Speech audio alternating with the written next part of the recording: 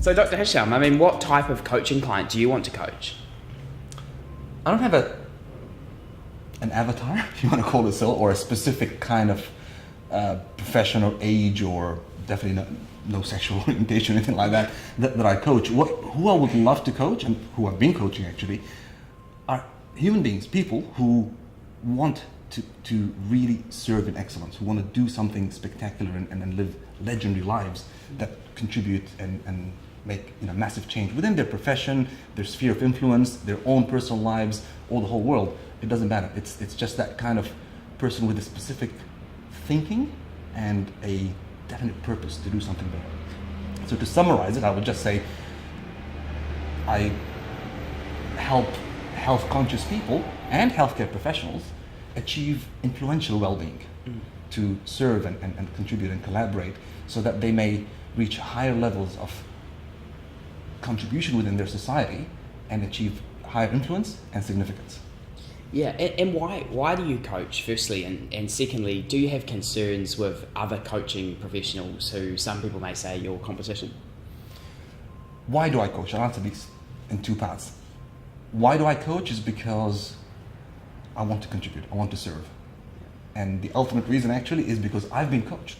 I had some amazing master coaches, been inspired by many people and read a lot and attended a lot of seminars, but one-on-one, the people who've had one-on-one impact on me, because I've been in masterminds or coachings with them, like Bob Proctor, Tony Robbins, Brendan Bouchard, Dr. John DeMartini. When you get coached by a person like that and you apply yourself to what you've learned and you see and feel the changes and the heightened light that's coming out of you, you can't hold it back after that. You can't say, okay, this is me, I want more of it, but I'm not going to give it. I'm not going to share it. It's impossible, actually. You don't choose it, it chooses you. So I actually have to coach, I have to teach, because that's my purpose. It's when you stand on the shoulders of giants and you see so much further out where you could have never seen before.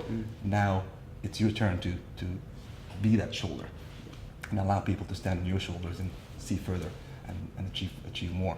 So that's really the why, because I want to do that.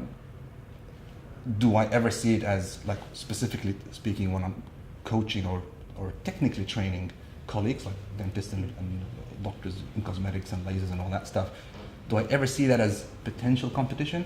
Not really, because I don't believe in competition. I can't compete with anybody else except my own demons.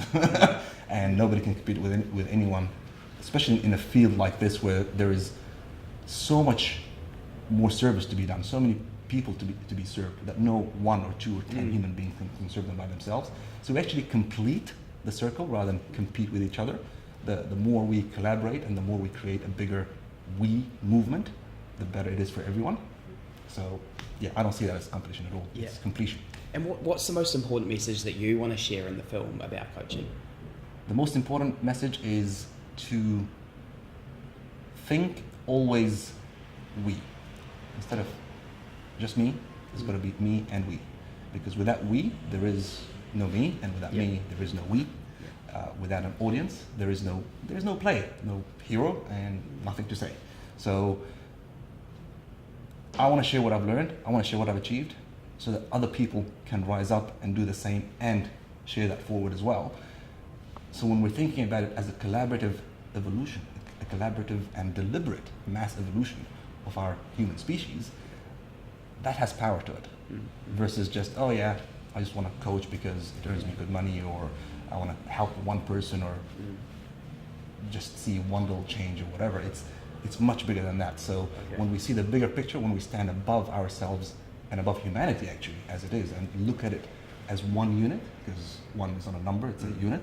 When we see ourselves as a unit and want to contribute to that, that's powerful. That's where Yeah, so just on that point, I mean, what's the most important message that you want to share in the world with your coaching?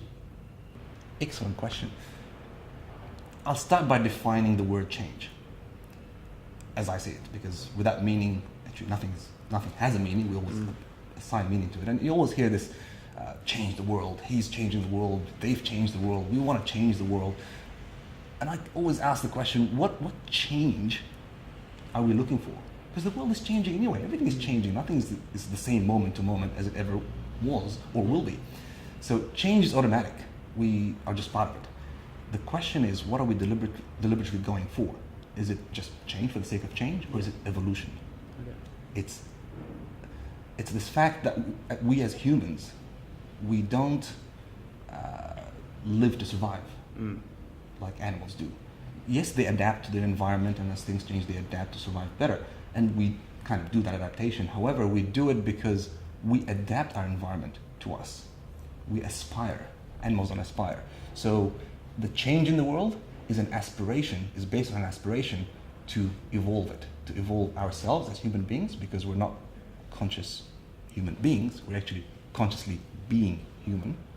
So if we're being human, what are we being? What are we becoming as a collaborative being, basically? So my favorite question to people when just as friends or even when I'm coaching especially, is how are you being? What are you being? Why are you being? Yep. And then how can we make that all come together to make a unity of singular mindsets that really create a mind smile in people's minds. Yeah. Fantastic. And just before we finish off, what's your biggest fear in life? Biggest fear in life? I came to realize the answer to that question when my father passed away, and I know, Jake, you know exactly how that feels. I was there by his side when he was in coma for 2 days, and then the moment of death, and then afterwards I washed his body and I buried him in his grave, because we actually I went into his grave and buried him. We don't bury in caskets, we bury covered in white linen and on the side. The whole time, all I could think about was what was going on through his mind. I wasn't afraid of losing my father. It was just a fact. I knew it was happening. Logically, emotionally, everything else. Mm-hmm. All my thoughts were about his thoughts and his fears in this moment of, that's it, it's over, and I'm going to another life. What will I exist for eternity from here on doing? Will I be in regret or rejoice? And only when you're alive, you actually have that choice. Yeah. After that, you do live in eternity. It's not a death, it's a death of a body that goes to the ground and rots. But the human being, the soul, the spirit, that just leaves that body and goes back to where it came from to live in eternity, regretting or rejoicing. And that's my biggest fear, is in that last moment when I know that I'm nearly home, the other home, and the eternal home. What will I be thinking about? Did I dwell on possessions and what I've become and what I've done, or will I be smiling in that last moment and just rejoicing in what I've shared, what I've given, how did I inspire? How did I not cause change? How was I a significant part of the conscious human evolution of this species? Was I that? Did I do enough? Did I do all I can? I consider fear as a friend, actually, not a foe. Because if you target fear towards the right thing, like exactly what I'm talking about, that fear of that moment and what comes beyond is driving me while I'm alive. It's forcing me, I can't avoid it. To avoid that fear of that moment happening in a bad way, I have to do everything possible right now, while I have that choice, to do everything possible to contribute, to be better, to be everywhere, and to serve in excellence for me eventually to become happy when I arrive home. Great. Dr. Hashim, thank you so much. Thank you. Cheers.